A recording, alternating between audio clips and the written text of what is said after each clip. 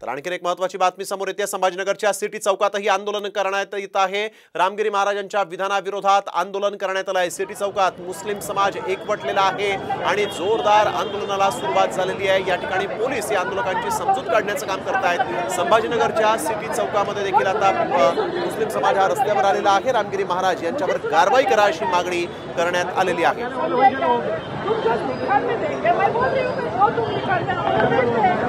कानून का सब तरफ चलेगा है ना, कानून को हर एक को बरस रखना चाहिए। ऐसे गलत है इसमें आते लोग और हर एक चीज के लिए कानून है।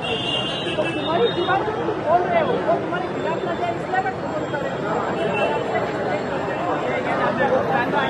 सिटी चौकात मुस्लिम समाज हा एकवटलेला आहे आणि यावेळेस पोलीस त्यांची समजूत काढण्याचा प्रयत्न करत आहेत। रामगिरी महाराजवर कारवाई करा अशी मागणी छत्रपती संभाजीनगरमधील सिटी चौकात यावेळेस मुस्लिम समाजाच्या वतीने करण्यात आलेली आहे।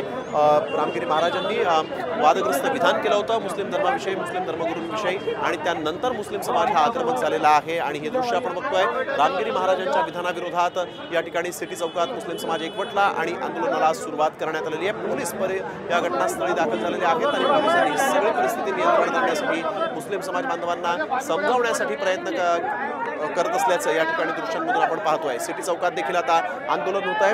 राज्यातलं वातावरण रामगिरी महाराजांच्या वक्तव्यामुळे आता मात्र बिघडत चाललं असं म्हटलं तर चुकीचं ठरणार नाही। राज्यातल्या अनेक भागांमध्ये सध्या तणावाची परिस्थिती आहे।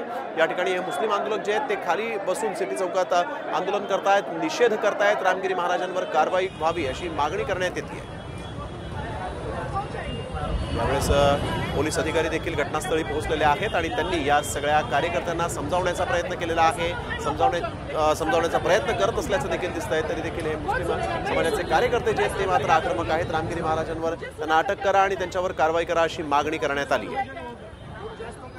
इम्तियाज जलील यांनी या सगळ्या प्रकारानंतर प्रतिक्रिया देताना नेमकं काय म्हटलेलं आहे पाहूया। कोणीतरी एक महंत आहे सद्गुरू नावाचा, मला असं वाटतं की तो महंतही नाही आहे, तो कोई पुजारी नाही आहे, कोई धार्मिक गुरु नाही आहे, तो गुंडा मवालीसारखा आहे। कारण त्यांनी ज्या प्रकारे ज्या भाषेचा वापर केलेला आहे ते खूप निंदनीय आहे।